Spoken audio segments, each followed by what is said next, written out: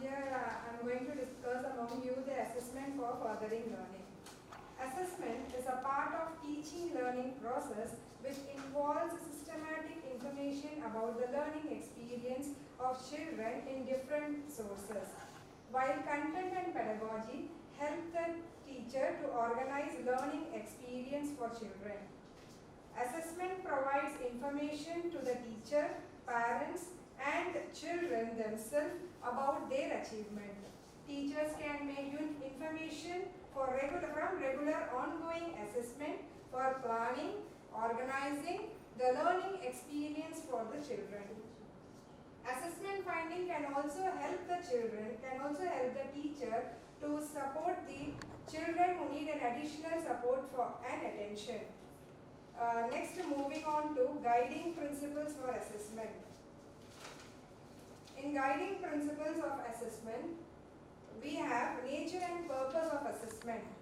In a competency-based curriculum as proposed by NCF National Curriculum Framework, assessment provides the evidence for the learning achievement of children. Assessment in the foundation stage can serve the following purpose. In a selection of content, we need to identify the needs, preference and interest of the child so that it will be helpful for the teacher in selecting the content pedagogical approaches.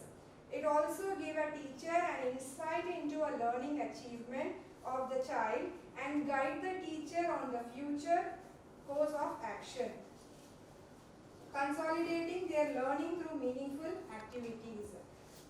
It allows the children to consolidating their own learning activities from various meaningful activities and exercise. Make a collaboration and coordination. It helps to provide the appropriate learning opportunities for the child.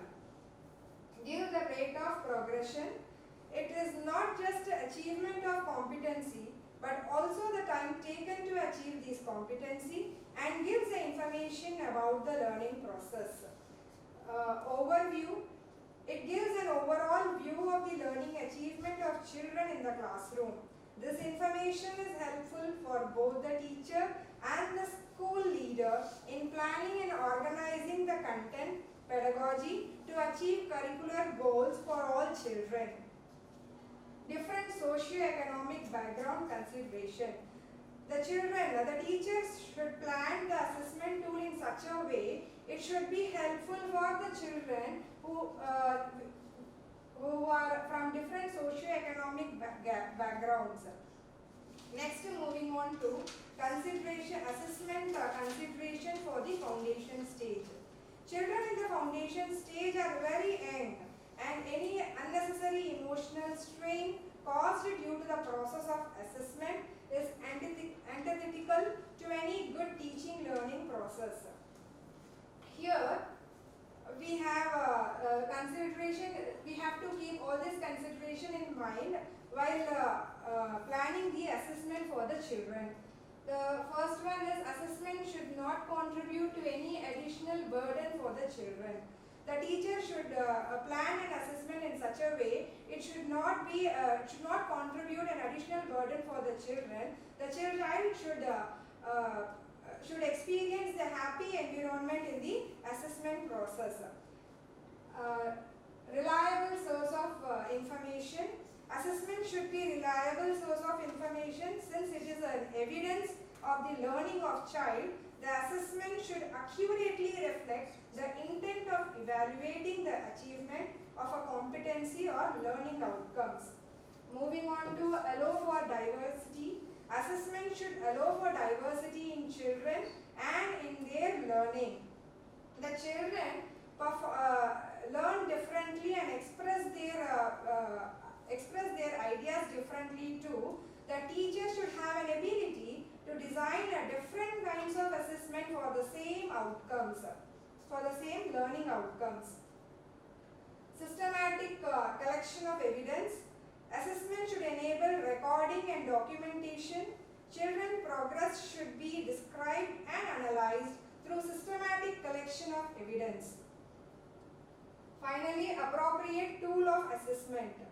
Assessment should not be overburdened to the teacher too. The teacher should be autonomy in maintaining the record keeping of the children's assessment should be seen as important part of the teacher's professional responsibility. Thank you. Greetings to everyone gathered here. This is Janita from KRM Public School. Methods and tools of assessment. To begin with, there are two broad parts of assessment for the foundational stage are observation of the child and analyzing artifacts. Observation of the child. Observation across time provides the teacher with understanding and comprehensive of the child's learning. So usually children shows their understanding by telling, doing and showing. The teacher can also make a note of the factors influencing this. Sometimes some situation or object can stimulate the child's act in a certain way. So the teacher may ask a child to play with something that requires taking turn of another child in a corner of the classroom. Here we have a systematic observation, and it involves the following steps. First one is planning. First of all, identify few children from your classroom for the observation. Determine what curricular goals you would like to observe them. And the second thing is make a note of competencies and learning outcomes to observe the children. And determine and prepare tools to record observations. And the second thing you need to follow, gather evidence. Find out time where the selected competencies or learning outcomes can be exhibited by the children. If it is about social development, you can observe them by conducting group activities or dramatic play in a corner. So checklist. If you see a child being able to take turns independently, you may mark a tick on your checklist and note down the exact observation as evidence. And the third one is reflect and assess. So here read the evidence and record to track the progress of the child.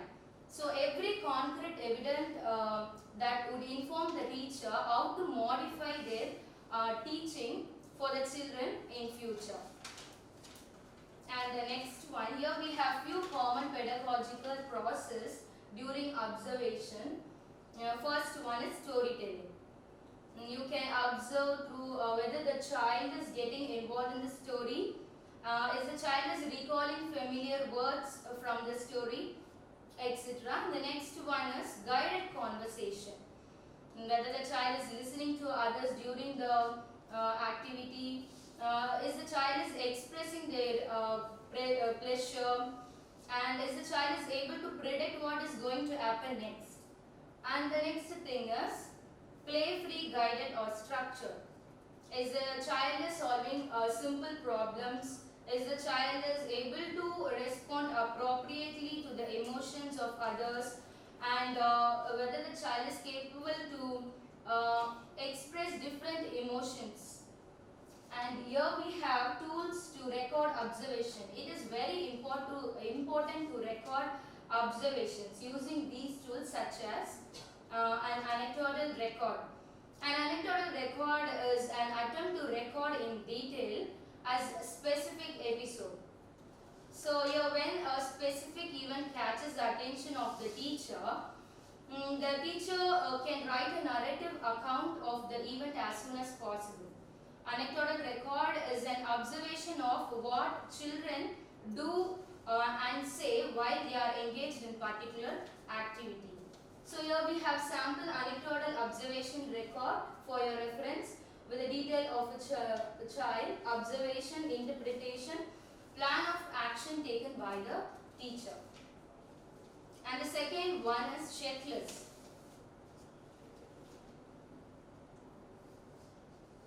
A checklist is a tool for identifying and recording whether a child has accomplished listed learning outcomes. So checklist usually based on sequential approach to learning, so that all the children can follow the same in order.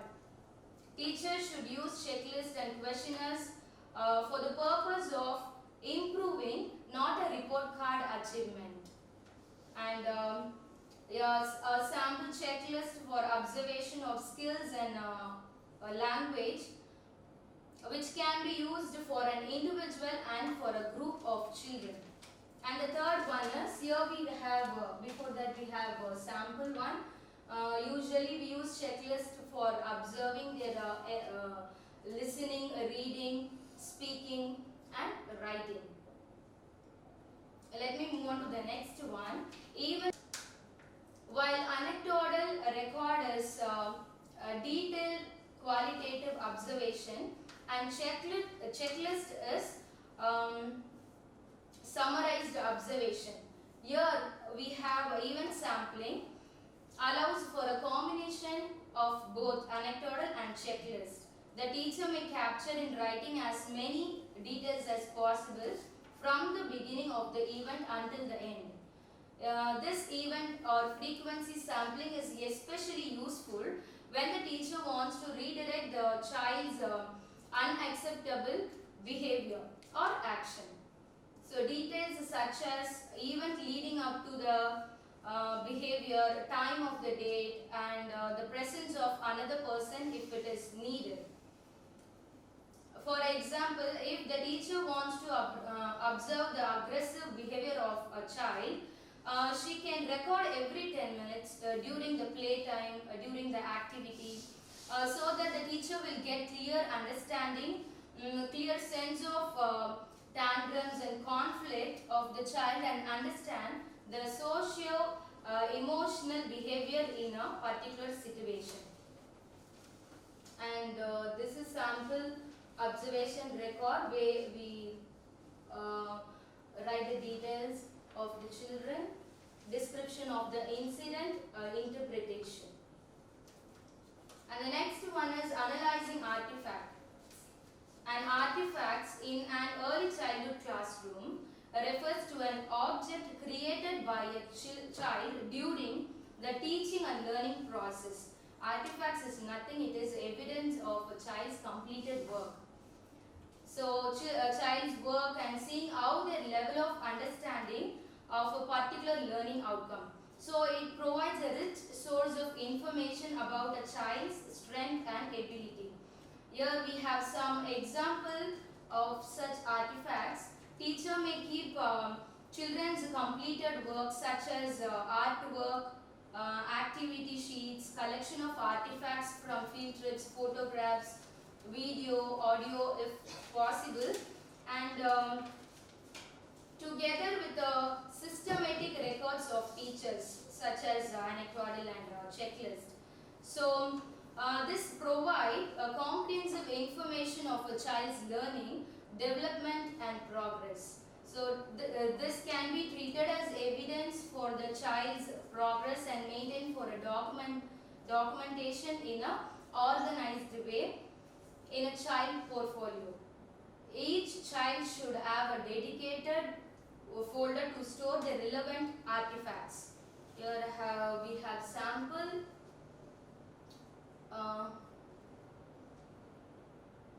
That this picture is the beginning of the term, and the second picture is towards end of the term, the improvement. To conclude, worksheets. Worksheets contain tasks that children perform and respond to in written format. Worksheet can be very effective assessment for the teachers, and analyzing students' responses in worksheets can give the teacher a clear understanding of the learning level of the child. Thank you. I am Jaya from KRM Public School. Now we see about the analyzing children's responses for effective teaching learning. For this, assessment should be form a circular and iterative process to meet their purpose, such as analyzing and interpreting the evidence and acting upon the evidence and eliciting the evidence of child's learning. First, First we see about analysis of evidence. Here we can have some prerequisites and some general principles for analyzing the evidence from assessment. The prerequisites are an open-minded. The teacher should be unbiased and open-minded. The opinion about the children and their abilities or capabilities should not be influenced by any of the factors such as caste, gender, religion and socioeconomic status. In the foundational stage, the assessment should be well designed and aligned to the learning outcomes and competencies. The assessment should be formally and informally integrated through the course of the day in the classroom and outside the classroom activities. These assessment instances can be used to make evidence of child's learning. Now we move on to the principles for analyzing evidence from assessment. Teachers should not focus on what children don't know and what they can do. Teachers should focus on what children know and what they can do. Teachers should be able to identify the misconception or gap in the child's learning while analyzing the evidences. Teachers should use multiple sources of evidence before making the conclusion of child's learning. Now, acting upon the analysis. One of the most important and critical aspects of assessment is utilizing the information from the observation of the child's work is to provide the scaffolding for their learning. So some of the strategies we can use are like giving revision or practice of skills that are not learned by most of the children. If the previous pedagogy was not effective, we can organize some learning experiences through strategies and by following different kinds of method. Then we can identify the children who seek more attention and support for specific competencies in order to be able to work with them separately for some time. Now we came to the concluding part of assessment is documenting and communicating. The school should maintain a folder for each child. The folder can contain all the information about the child and teacher narrative summary for each term year. The summary of such analysis can be captured into a holistic progress card and this can be used to communicate with the parents and families of the child. Then narrative summary. General information about the family background. It includes the profile of the child and basic details and information about the family and children likes and dislikes and about the health information of the child like height, weight, growth and immunization needs etc. Then teacher narrative summary. Teacher narrative summary is nothing but the description of the child's learning with qualitative information about the child's progress based on interpretation of multiple sources of evidences. Then we come to the important part, that is holistic progress card. Holistic progress card is a multi-dimensional report that it reflects in great the detail of progress of as well as the uniqueness of each learner in cognitive, affective and psychomotor domain. The holistic progress card can contain not only the assessment done by the teachers, it can contain the assessment done by the parents and their peers and self-assessment done by the children themselves. Then the holistic progress card is the primary source of information and it can be used effectively.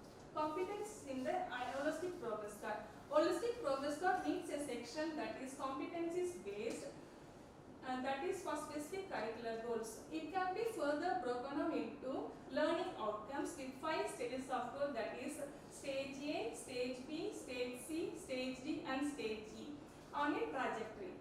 Then each of these stages have a distinct learning outcomes and these learning outcomes can be used as a rubric for evaluating the assessment.